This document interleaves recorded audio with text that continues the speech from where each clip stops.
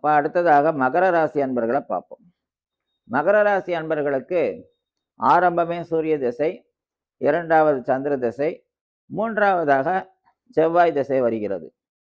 எது அதிக பலம் உள்ளது, எது நமக்கு பலனை வழங்கக்கூடியது அப்படின்னு பார்க்கும்போது சந்திர திசை 7க்குடைய திசை தான் அதீதமான பலத்தை கொடுக்கக்கூடியது. அப்போ மகர ராசிக்கும் சந்திர திசை தான் அதிகமான பலமாக இருக்கிறது. 7க்குடையவர் திசை மாரகாதிபதி திசைன்னு எல்லாரும் சொல்லுவாங்க. ஆனா மகரத்துக்கு ஒரே ஒரு லாபகாரகன் தான். யாருன்னா சந்திரன் மட்டும்தான்.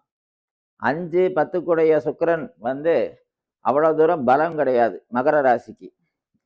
சனி பகவானுக்கு சுக்கிரன் ஒரு நாளும் துணையாக இருந்ததே இல்லை.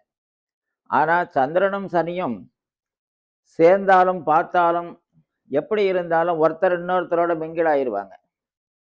அப்போ எதிர்ப்பு இருந்தா கூட ஒன்னா சேர்றக்கூடிய ஒரே ஒரு வாய்ப்பு இந்த சந்திரனுக்கும் சனிக்கும் மட்டும்தான் இருக்கு.